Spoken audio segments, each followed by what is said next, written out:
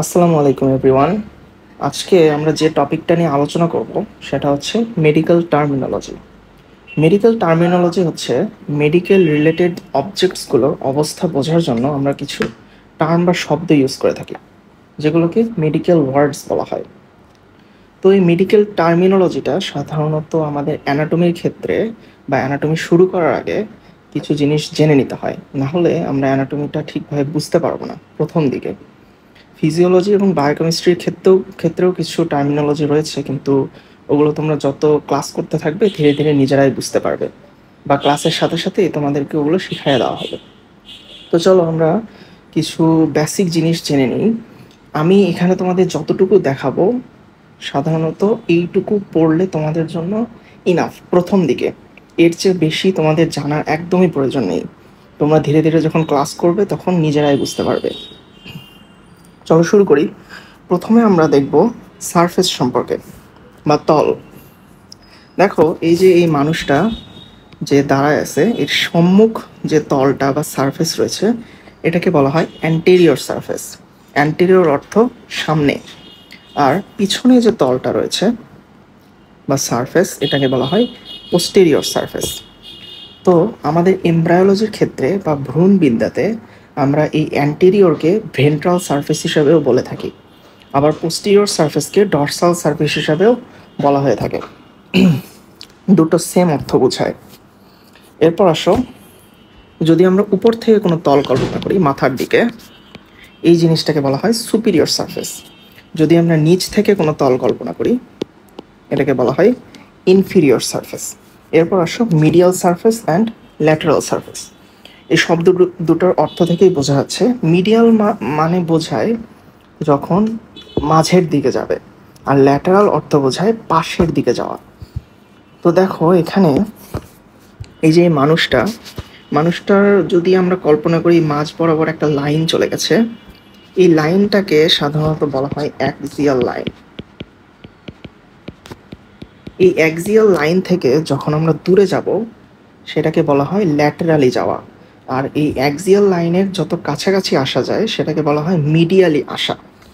যেমন ধরো, এই যে আমাদের এই হাতের সামনের এই সারফেসটুকু বলা হয় অ্যান্টেরিয়র সারফেস, যেটা তোমরা অলরেডি বুঝতে পেরেছো।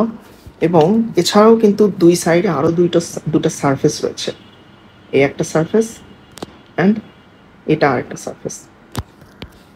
এখানে তোমরা যদি খেয়াল করো, এই সারফেসটা অ্যাক্সিয়াল লাইন থেকে কাছাকাছি, আর ওই সারফেসটা অ্যাক্সিয়াল লাইন থেকে দূরে। এই জন্য এটাকে বলা হয় ল্যাটারাল সারফেস এবং এই সারফেসটাকে বলা হয় মিডিয়াল সারফেস। আই হোপ তোমরা এই জিনিসটা বুঝতে পেরেছ। এরপর আসলে আমরা দুটো স্পেশাল সারফেস সম্পর্কে জানি। আমাদের এই যে হাতের যে তালু, এই হাতের তালুর ইংরেজি হচ্ছে পাম। এই পাম থেকেই একটা সারফেস এসেছে, সেটার নাম হচ্ছে পামার সারফেস। আবার আমাদের পায়ের যে সোল, এই সোলটাকে মেডিকেলের ভাষায় বলা হয় প্লান্টার। এই সোলের যে সারফেসটা এটাকে বলা হয় প্লান্টার সারফেস। ওকে, এরপর আসলে আমরা ডিরেকশন সম্পর্কে জানি। ডিরেকশন গুলো খুবই ইজি। ফরওয়ার্ড বলতে বোঝায় সামনের দিকে। যেমন ধরো আমাদের এই যে চোখ, এই চোখটা তাকায় আছে সামনের দিকে, এটাকে আমরা বলতে পারি আইস লুকিং ফরওয়ার্ড। তেমনি ব্যাকওয়ার্ড মানে হচ্ছে পিছনের দিকে, আপওয়ার্ড মানে উপরের দিকে, ডাউনওয়ার্ড মানে নিচের দিকে। ওকে, ডিরেকশন শেষ। এরপর আসো আমাদের খুবই ইম্পর্ট্যান্ট একটা টপিক সম্পর্কে আমরা জানি, সেটা হচ্ছে অ্যানাটমিক্যাল পজিশন কি জিনিস।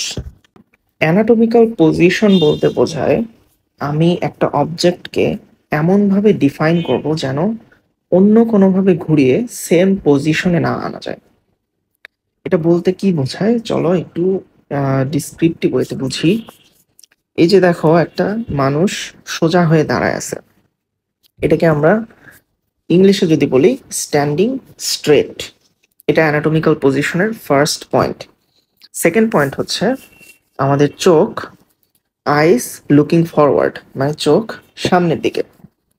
এরপরে যেটা সেটা হচ্ছে আপার লিম্ব হ্যাঙ্গিং ল্যাটারালি। প্রথমে তোমাদের বোঝায় আপার লিম্ব কি জিনিস।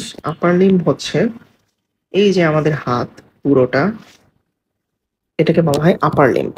লিম্ব অর্থ হচ্ছে হাত অথবা পা, অথবা পা। এই কারণে যেহেতু হাতটা উপরে, এই কারণে এটাকে বলা হয় আপার লিম্ব, এবং পা যেহেতু নিচে, এটাকে বলা হয় লোয়ার লিম্ব। তোমরা এই দুটো শব্দের আরেকটা অর্থ জানতে পারবে, সেটা হচ্ছে আপার লিম্ব অর্থ বোঝায় সুপিরিয়র এক্সট্রিমিটি। এক্সট্রিমিটি এবং লিম্ব দুটো কিন্তু সেম জিনিস। তেমনি লোয়ার লিম্বকে বলা হয় ইনফিরিয়র এক্সট্রিমিটি।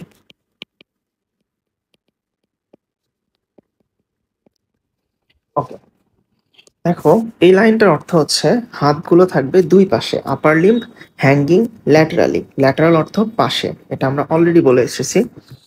এরপর পামস অ্যান্ড টোস ডিরেক্টেড ফরওয়ার্ড। এই যে আমাদের যে পামটা, এই পামটা দেখো সামনের দিকে। তীর চিহ্নটা আসলে 3D না, তো বোঝানো যাচ্ছে না, এটা নিচে মনে হচ্ছে, কিন্তু বুঝে নাও তোমরা। পামটা বা হাতের তালু, এই জিনিসটা সামনের দিকে। আবার এই যে টোস, টোস মানে হচ্ছে পায়ের আঙ্গুল, এই পায়ের আঙ্গুলগুলো সামনের দিকে। ডিরেকশন বোঝাচ্ছে এখানে ফরওয়ার্ড, ফরওয়ার্ড অর্থ সামনের দিকে। এরপর হচ্ছে লোয়ার লিম্ব। লোয়ার লিম্ব যেটা, এই যে পুরো লোয়ার লিম্বটা, এই পুরো লোয়ার লিম্বটা কিন্তু আমরা এমন হয় নাই মানুষটা যে মাথাটা নিচের দিকে পা উপরের দিকে, এটা কিন্তু অ্যানাটমিক্যাল পজিশনের মধ্যে পড়ে না। অ্যানাটমিক্যাল পজিশন হচ্ছে এই যে আমরা এই পয়েন্টগুলো দাঁড়া করালাম, এই পয়েন্টগুলোর একটা মিশ্রণের মাধ্যমে একটা পজিশনকে আমরা ডিফাইন করতেছি। ধরো এই মানুষটাকে যদি আমরা উল্টিয়ে দিই, মাথাটা নিচের দিকে দিলাম এবং পাটা উপরের দিকে দিলাম, তখন কিন্তু এটাকে অ্যানাটমিক্যাল পজিশন বলা যাচ্ছে না। আবার যখন আমরা অ্যানাটমিক্যাল পজিশন ডিফাইন করব, তখন কিন্তু আমাদেরকে এই পয়েন্টগুলোই উল্লেখ করতে হবে। ধরো আমি শুধু এই 3 নাম্বার পয়েন্টটা যদি আমি শুধু উল্লেখ করি, তাহলে দেখো আমি যদি মানুষটাকে উল্টিয়ে দেই, মাথাটা নিচের দিকে দিলাম এবং পাটা উপরের দিকে দিলাম, তবুও কিন্তু 3 নাম্বার পয়েন্টটাকে ফুলফিল করতেছে। আপার লিম্ব কিন্তু ল্যাটারালি থাকতেছে, পা, সেটা পা উপরে থাকুক বা মাথা নিচে থাকুক। এই কারণে আমাদেরকে 3টা বা 4টা পয়েন্টই সিরিয়ালে বলতে হবে, অথবা সিরিয়ালেও যদি না হয় 3টা বা 4টা পয়েন্ট আমাদেরকে অবশ্যই বলতে হবে। এরকম আমরা ইচ্ছে মতো আরো কয়েকটা পয়েন্ট বানাইতে পারি, কিন্তু সেটার কোনো প্রয়োজন নেই। যতটুকু দরকার সাধারণত এই প্রথম 4টা পয়েন্ট, এই 4টা পয়েন্ট বললেই হয়, 5 নাম্বারটা না বললেও কোনো সমস্যা নেই। এরপর আসো আমরা জয়েন্টস এবং জয়েন্টসের মুভমেন্ট সম্পর্কে জেনে নিই। এই টপিকটা আসলেই ইম্পর্ট্যান্ট, তোমাদেরকে এটা বোনস পড়ানোর সময় স্যার ম্যাডামরা ধরবেন। চলো দেখি। তার আগে বলে নেই যে আমাদের এই পুরো হাতটাকে, এটাকে কিন্তু পুরোটাকে হ্যান্ড বলা হয় না। হ্যান্ড বলা হয় শুধুমাত্র এই যে সামনের যে অংশটা, এটাকে বলা হয় হ্যান্ড। তার আগের যে অংশটুকু, এইটুকুকে বলা হয় ফোর আর্ম, এবং তার আগের যে অংশটুকু, এটাকে বলা হয় আর্ম। তোমরা বুঝতে পেরেছো হয়তো। এখন আসো আমরা ফ্লেকশন এবং এক্সটেনশন সম্পর্কে জানি। ফ্লেকশন অর্থ হচ্ছে আমি যখন আমার ফোর আর্মকে আর্মের কাছাকাছি নিয়ে আসবো, আর এক্সটেনশন হচ্ছে আমি যখন ফোর আর্মকে আর্ম থেকে দূরে সরায় নিয়ে যাব। দেখো এখানে একটা অ্যাঙ্গেল ফর্ম হয়েছে, এই অ্যাঙ্গেলটা যখন কমবে সেটাকে বলা হয় ফ্লেকশন। এই অ্যাঙ্গেলটা যখন বেড়ে যাবে, দেখো সাধারণত 180 ডিগ্রি হয়, অনেকের 180 ডিগ্রির চেয়েও বড় অ্যাঙ্গেল হইতে পারে, হয়তো তোমরা এটা অলরেডি দেখছো, এটাকে বলা হয় এক্সটেনশন। চলো আমরা 3D-তে দেখে নিই যে এটা, এই মুভমেন্টটা কেমন দেখতে হয়। দেখো এখানে আমার ফোর আর্মটা যখন আর্মের কাছাকাছি যাচ্ছে, এটা হচ্ছে ফ্লেকশন, এবং যখন দূরে সরে যাচ্ছে, এটা হচ্ছে এক্সটেনশন। ওকে, এরপর আসো অ্যাডাকশন অ্যান্ড অ্যাবডাকশন। অ্যাডাকশন বলতে বোঝায় আমাদের এই হাত যখন বডির কাছাকাছি আসবে, আর অ্যাবডাকশন বলতে বোঝায় তার উল্টা, যখন আমরা এই হাতটা বডি থেকে দূরে সরায় নিয়ে যাব। চলো আমরা এটাকে 3D-তে দেখে নিই। এই যে দেখো এই জায়গায় আমাদের হাতটা যখন বডি থেকে দূরে সরে যাচ্ছে, এটা হচ্ছে অ্যাবডাকশন। এবং যখন বডির কাছাকাছি আসতেছে এটা হচ্ছে অ্যাডাকশন। এখানে দেখো, যখন আমার হাতটা দূরে যাচ্ছে এটাকে অলরেডি বলছি অ্যাবডাকশন। তোমাদের জন্য উল্টাপাল্টা না হয় তার জন্য তোমরা এই জিনিসটাতে মনে রাখতে পারো। অ্যাডাকশন অর্থ কি বলেছি? যখন আমার হাতটা বডির কাছাকাছি যাবে। অ্যাড, অ্যাড মানে বডিতে যুক্ত করা, বডির সাথে কাছে যাওয়া। এই জন্য এটা দিয়ে তোমরা মনে রাখতে পারো অ্যাডাকশন অর্থ হাতটা বডির কাছাকাছি যাবে। আর অ্যাডাকশন মনে রাখলে তোমার অবশ্যই অ্যাবডাকশনও মনে থাকবে। এরপর আসো সার্কামডাকশন। সার্কামডাকশন হচ্ছে আমরা যে উপরে 4টা মুভমেন্ট বললাম, flexion, extension, addiction and abduction, এই 4টার মিশ্রণ। চলো এটা আমরা একটা ভিডিওর মাধ্যমে বোঝার চেষ্টা করি। ধরো আমার এই হাতটা অ্যানাটমিক্যাল পজিশন অনুযায়ী রয়েছে পামস ফরওয়ার্ড, এটা হচ্ছে ফ্লেকশন, এটা হচ্ছে এক্সটেনশন, এবং আমি যখন বডির কাছাকাছি নেব এটা হচ্ছে অ্যাডাকশন, এই সাইডে নিয়ে গেলে এটা হচ্ছে অ্যাবডাকশন। এখন সার্কামডাকশন হচ্ছে আমার হাতটা এরকম ঘুরবে। এখানে 4টা মুভমেন্ট কাজ করতেছে। দেখো, প্রথমে ফ্লেকশন, অ্যাডাকশন, এক্সটেনশন, অ্যাবডাকশন, আবার flexion, flexion, addiction, extension, abduction. এরপর আসো প্রোনেশন অ্যান্ড সুপাইনেশন। ধরো আমাদের এই হাতের এই বরাবর আমি একটা অ্যাক্সিস কল্পনা করতেছি বা অক্ষ কল্পনা করতেছি। এই অ্যাক্সিস বরাবর আমাদের যদি হাতটা ঘোরে বা মুভমেন্ট হয় সেটাকেই বলা হয় প্রোনেশন অ্যান্ড সুপাইনেশন। আমাদের যে এই যে বুড়ো আঙ্গুলটা, এই বুড়ো আঙ্গুলটা যখন বডির এই সাইডে ঘুরবে এটাকে বলা হয় প্রোনেশন, এবং এই বুড়ো আঙ্গুলটা যখন এই সাইড থেকে আবার উল্টো সাইডে যাবে এটাকে বলা হয় সুপাইনেশন। চলো আমরা 3Dর মাধ্যমে দেখে নিই, তাহলে তোমাদের বুঝতে সুবিধা হবে। এই যে দেখো, আমার হাত এবং ফোর আর্মটা ঘুরছে। যখন বুড়ো আঙ্গুলটা বডির এই সাইডে আসতেছে, মিডিয়ালি আসতেছে, এটাকে বলা হচ্ছে প্রোনেশন। আর যখন ল্যাটারালি সরে যাচ্ছে এটাকে বলা হয় সুপাইনেশন। দেখো এই যে এই বুড়ো আঙ্গুলটা, এই বুড়ো আঙ্গুলটা যখন এই সাইডে ঘুরবে, মিডিয়ালি ঘুরবে, এটাকে বলা হয় প্রোনেশন। আর যখন ওই সাইডে ঘুরবে এটাকে বলা হয় সুপাইনেশন। আই গেস তোমরা এটা বুঝতে পেরেছ। এরপর আসো ইনভার্সন অ্যান্ড ইভার্সন। আমাদের যে এই যে পায়ের সোল রয়েছে, সোল বা পায়ের তালু বা প্লান্টার সারফেস, তিনটা কিন্তু একই জিনিস। এই সোলটাকে যখন বডির এই সাইডে নিয়ে আসবো ঘুরিয়ে, এটাকে বলা হয় ইনভার্সন। আর যখন উল্টো দিকে বাহিরের দিকে নিয়ে যাব এটাকে বলা হয় ইভার্সন। চলো আমরা এটাও 3Dর মাধ্যমে দেখে নিই। এই মুভমেন্টটা খুবই স্লাইট মুভমেন্ট হয়, খুব বেশি হাইপার হয় না কখনো। এই যে দেখো, আমার সোলটা যখন মিডিয়ালি আসতেছে এটাকে বলা হয় ইনভার্সন, এবং যখন ল্যাটারালি যাচ্ছে সোলটা সেটাকে বলা হয় ইভার্সন।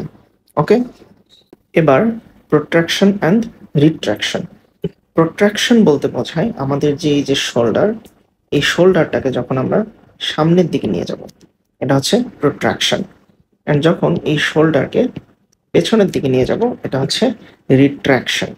এই প্রোট্রাকশন এবং রিট্রাকশন মুভমেন্টটা আমাদের শোল্ডার ছাড়াও ম্যান্ডিবলেও হয়। চলো আমরা ম্যান্ডিবলের 3Dটা দেখে নিই।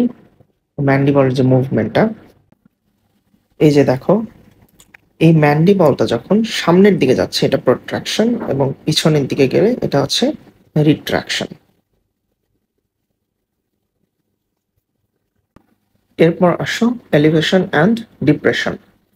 এলিভেশন বলতে বোঝায় আমাদের এই শোল্ডারটা যখন উপরের দিকে নিয়ে যাব এটা হচ্ছে এলিভেশন, অ্যান্ড শোল্ডারটা যখন নিচের দিকে নিয়ে যাব এটা হচ্ছে ডিপ্রেশন। এটা খুব বেশি ইম্পর্টেন্ট না। চলো আমরা পরেরটাতে যাই। এটা হচ্ছে প্লান্টার ফ্লেকশন অ্যান্ড ডর্সিফ্লেকশন। আমি অলরেডি বলেছি যে এই যে সোল বা পায়ের তালু, এইটাকে বলা হয় প্লান্টার সারফেস।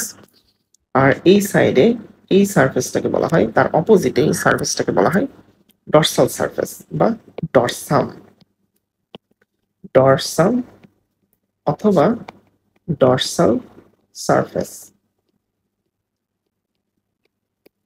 তো আমাদের এই প্লান্টার সারফেসটা যখন এই দিকে ঘুরবে এটাকে বলা হয় plantar flexion and dorsal surface বা ডর্সামটা যখন এই দিকে ঘুরবে এটাকে বলা হয় ডর্সিফ্লেকশন। আই হোপ এতক্ষণ তোমরা জয়েন্টের মুভমেন্ট গুলো খুব সুন্দরভাবে বুঝতে পেরেছো। তোমাদের যদি কোনো প্রবলেম থাকে সেটা অবশ্যই কমেন্ট করে জানাবা। ওকে, এরপর আসো আমরা বোনসের ক্ষেত্রে কিছু টার্মস ইউজ করা হয় সেটা সম্পর্কে জেনে নিই। প্রথমে আসো এলিভেশন বা উঁচু জায়গা, এরপরে ডিপ্রেশন বা নিচু জায়গা। এলিভেশনের ক্ষেত্রে তিন ধরনের হতে পারে। যদি কোনো লাইন বরাবর এলিভেশন হয় সেটা হচ্ছে লিনিয়ার এলিভেশন। যদি এলিভেশনটা গোলাকার হয় সেটাকে বলা হয় রাউন্ডেড এলিভেশন। অ্যান্ড যদি শার্প হয় সেটা হচ্ছে শার্প এলিভেশন। শার্প এলিভেশনটা স্পাইন বা প্রসেস হতে পারে। সেরকম লিনিয়ার এলিভেশনকে বলা হয় রিজ অথবা ক্রেস্ট। এরপর রাউন্ডেড এলিভেশনের মধ্যে রয়েছে টিউবারকল, টিউবারসিটি, ট্রোক্যান্টর, ম্যালিওলাস, কন্ডাইল, ট্রক্লিয়া। তোমাদের কোনো চিন্তার প্রয়োজন নাই, এই শব্দগুলো আমি প্রত্যেকটা দেখায় দেখায় বুঝাই দেব। এরপর আসো ডিপ্রেশন। ডিপ্রেশনের মধ্যে ফোবিয়া, ফসা, গ্রুভ অথবা সালকাস, নচ, ফ্যাসেট। এগুলো আমরা একটা একটা করে বুঝাই দেব। তার আগে আমরা জেনে নেই, চলো, যে আমাদের পেশির ক্ষেত্রে কিছু টার্ম জানাটা প্রয়োজন। প্রথমে আসো অরিজিন অ্যান্ড ইনসারশন। অরিজিন বলতে বোঝায় আমাদের পেশিটা যেখান থেকে উৎপত্তি হয়, আর ইনসারশন বলতে বোঝায় যেখানে গিয়ে পেশি হাড়ের সাথে লাগে। এই ইনসারশন এই জায়গাটাতে কিন্তু মুভমেন্ট বেশি হয়। ওকে, অরিজিনের চেয়ে ইনসারশনের জায়গাটাতে মুভমেন্ট বেশি হয়। এই যে দেখো এখানে একটা মাসল দেখা যাচ্ছে বা পেশি, এটা হচ্ছে বাইসেপস মাসল। এটাকে জুম করে এখান থেকে দেখানো হয়েছে। কোন একটা মাসল হাড়ের সাথে লাগার পূর্বে কিন্তু সেটাকে টেন্ডনের সাথে যুক্ত হতে হয়। এই যে সাদা যে অংশটা এটাকেও কিন্তু টেন্ডন বলে। এই টেন্ডনটা পরবর্তীতে আমাদের বোনসের সাথে গিয়ে লাগে। ওকে, তো এই বাইসেপস যে মাসলটা, এই মাসলটার উৎপত্তি হয় হচ্ছে আমাদের এই শোল্ডার থেকে। এই জন্য এই জায়গাটাকে বলা হয় বাইসেপস মাসলের অরিজিন। এবং এই বাইসেপস মাসলটা যেখানে গিয়ে লেগে যায় সেটা হচ্ছে রেডিয়াস বোনের সাথে, বা আমাদের এলবো জয়েন্টও তোমরা বলতে পারো। এই জন্য এই জায়গাটাকে বলা হয় বাইসেপস মাসলের ইনসারশন।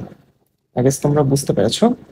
এরপর আসো আমরা আরো দুটো টার্ম সম্পর্কে জেনে নিই, সেটা হচ্ছে প্রক্সিমাল অ্যান্ড ডিস্টাল। ধরো এখানে একটা পয়েন্ট রয়েছে এবং এই সাইডে আরেকটা পয়েন্ট রয়েছে। তো এই যে যে পয়েন্টটা, ধরো এই নীল নীল রঙের যে পয়েন্টটা, এটা হচ্ছে আমার বডি থেকে কাছাকাছি। এই জন্য এটাকে বলা হয় প্রক্সিমাল পয়েন্ট।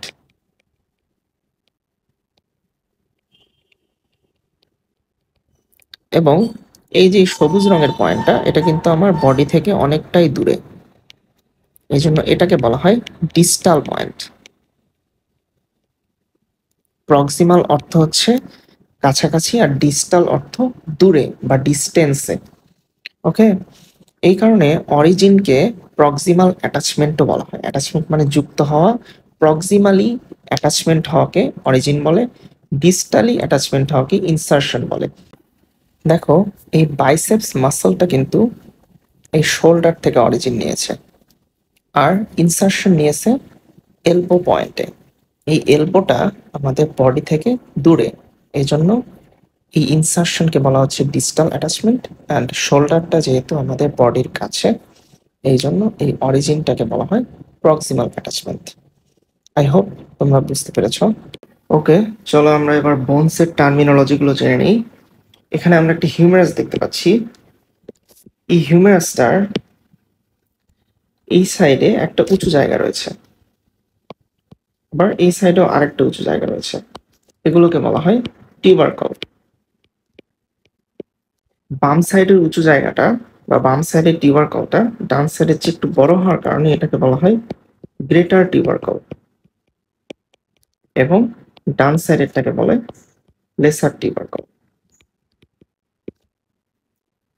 তোমরা এখানে আরেকটা জিনিস দেখতে পাচ্ছ, এই যে দুই টিউবারকলের মাঝখান দিয়ে একটা ক্যানেলের মতো চলে গিয়েছে, এই ক্যানেলকে বলা হয় গ্রুভ অথবা সালকাস। যেহেতু এটা দুইটা টিউবারকলের মাঝখানে, এই জন্য এটাকে বলে ইন্টার টিউবারকুলার গ্রুভ অথবা সালকাস।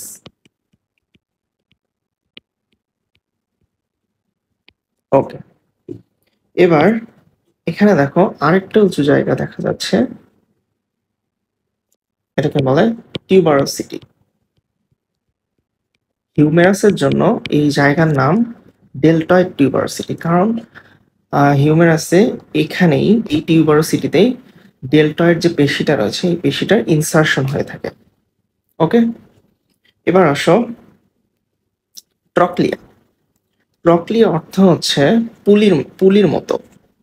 এই যে এখানে দেখো একটা পুলির মতো একটা জায়গা দেখা যাচ্ছে। পুলি কি জিনিস তোমাদেরকে যদি একটু ধারণা দেই, আমাদের আদিম যুগে কুয়ো থেকে পানি তোলার ক্ষেত্রে এই পুলিগুলো ইউজ করা হতো। এখানে একটা বালতি লেগে দিয়ে সেই বালতিটা কুয়োতে ফেলে দেওয়া হতো এবং বালতিটা তোলার জন্য এই পুলিগুলো ইউজ করা হতো দড়ি দিয়ে টেনে ধরে। ওকে, এই পুলিটার মতোই দেখতে হচ্ছে এই ট্রক্লিয়া। ট্রক্লিয়াটা হচ্ছে একটা ল্যাটিন ওয়ার্ড।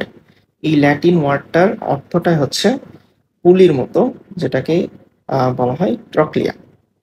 এই ট্রক্লিয়ার সাইডে দেখো একটা ছোট মাথার মতো রয়েছে, এটাকে বলা হয় ক্যাপিচুলাম। এই ক্যাপিচুলাম শব্দটা এসেছে ক্যাপিউট থেকে। ক্যাপিউট অর্থ লিটল হেড অথবা ছোট মাথা। ওকে, এখানে দেখো হিউমেরাসের নিচে দুটো হাড় রয়েছে।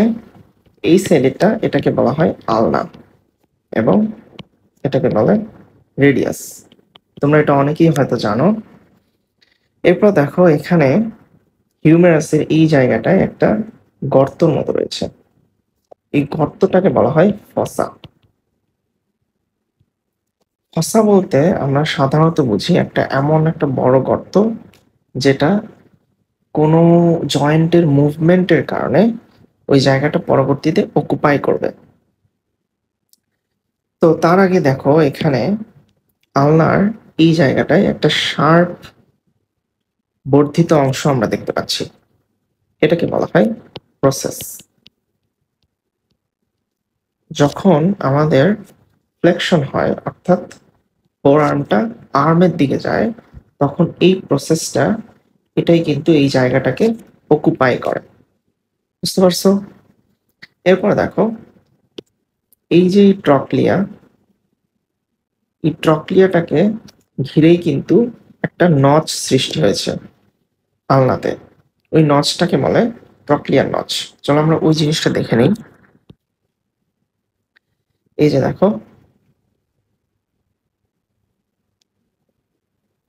এখানে এই যে একটা নচ, যে নচটা আমার ট্রক্লিয়াকে ঘিরে ছিল, এটাকে বলে ট্রক্লিয়ার নচ। এবং এই যে দুই সাইডে দুটা বর্ধিত অংশ, এগুলোকে বলা হয় প্রসেস। উপরেরটাকে বলে ওলেক্রানাল প্রসেস এবং নিচেরটাকে বলে করোনয়েড প্রসেস। তোমরা এগুলো পরবর্তীতে এমনিতেই জানতে পারবে। আর তাছাড়া আলনা এই হাড়টা আসলে একটু কমপ্লেক্স। যাই হোক, এটা পরে তোমাদেরকে অবশ্যই শিখাই দেব। এরপর এখানে দেখো একটা ফিমার। এই ফিমারের ক্ষেত্রে তোমরা দেখো এখানে একটা উঁচু জায়গা দেখতে পাচ্ছ এবং এই জায়গায় আরেকটা উঁচু জায়গা দেখতে পাচ্ছ, এগুলোকে বলা হয় ট্রোক্যান্টর। যেহেতু উপরেরটা নিচেরটার চেয়ে একটু বড়, এটাকে বলে গ্রেটার ট্রোক্যান্টর।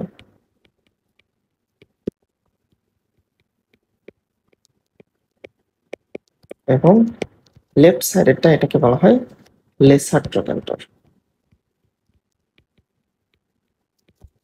ওকে, এবার আমাদের এই ফিমারের এই অংশটাকে বলা হয় হেড অফ দ্য ফিমার।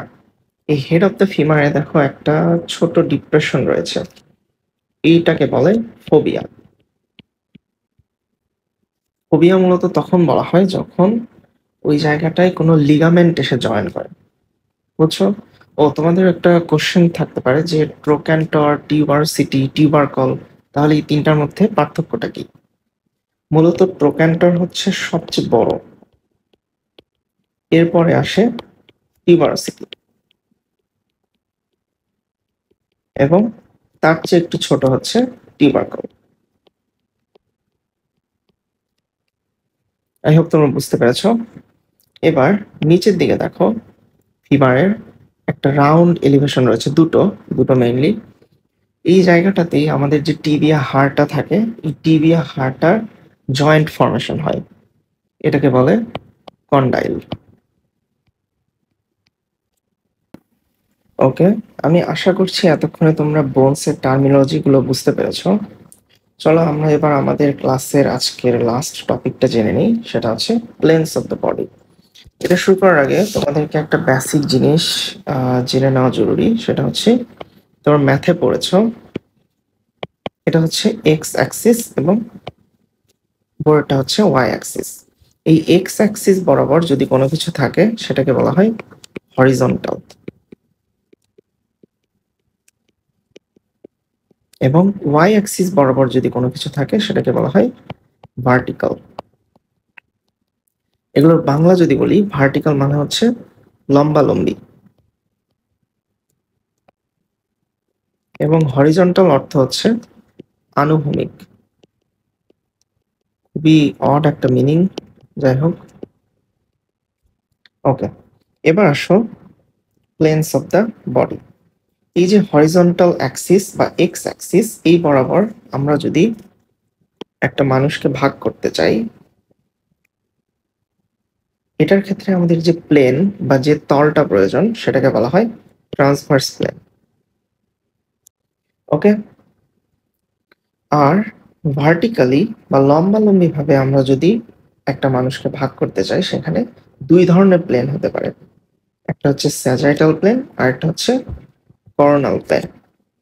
তোমাদেরকে আমি স্যাজাইটাল প্লেন সম্পর্কে অলরেডি একবার বলছিলাম, সেটা হচ্ছে অ্যাক্সিয়াল লাইন বরাবর বা অ্যাক্সিয়াল লাইন বরাবর যে প্লেনটা যায় সেটাকেই মেইনলি বলে স্যাজাইটাল প্লেন। যেহেতু এই স্যাজিটাল প্লেনটা মিড লাইন বরাবর যাচ্ছে, এই জন্য এটাকে বলে মিডিয়ান স্যাজাইটাল প্লেন। চলো আমরা এটা একটু 3D মাধ্যমে দেখি, তাহলে হয়তো তোমাদের বুঝতে আরো সুবিধা হবে। এই যে দেখো, তোমরা এখানে একটা মানুষ দেখতে পাচ্ছ। এই মানুষটার যদি আমি উপরে নিয়ে যাই,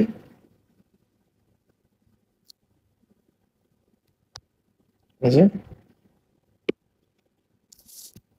এখানে একদম মিড লাইন বরাবর, এই বরাবর যদি কোনো প্লেন একদম নিচে চলে যায়, এটাকে বলা হয় স্যাজাইটাল প্লেন।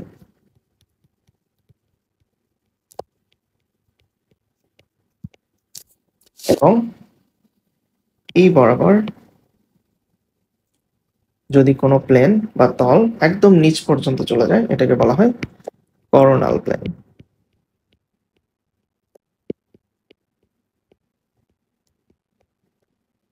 আই হোপ তোমাদের ব্যাপারটা ক্লিয়ার হয়েছে। আজকের ক্লাসটা মেইনলি এখানেই শেষ। নেক্সট আমরা পড়বো স্টারনাম। তোমাদেরকে এই পিডিএফটা আমি টেলিগ্রাম গ্রুপে পাঠিয়ে দেব, সাথে যে 3D জয়েন্ট মুভমেন্টের ভিডিওগুলো ছিল সেগুলো আমি ওখানে পাঠিয়ে দেব। তাই যারা এখনো আমাদের টেলিগ্রাম গ্রুপে জয়েন করে নাই, তারা অবশ্যই জয়েন করে নেবে। আমাদের ফিচার্ড পোস্ট থেকে গ্রুপে, সেখান থেকে টেলিগ্রাম লিঙ্কটা পেয়ে যাবে। এরপর তোমাদের যদি কোনো প্রশ্ন থাকে অবশ্যই কমেন্ট সেকশনে জানাবা। যারা ভিডিওটা শেষ পর্যন্ত দেখতেছো, তোমাদের জন্য একটা প্রশ্ন, যেহেতু আমরা নেক্সট ক্লাসে স্টারনাম পড়ব, তোমরা জানাও যে স্টারনামের বাংলাটা কি। ধন্যবাদ সবাইকে, আসসালামু আলাইকুম।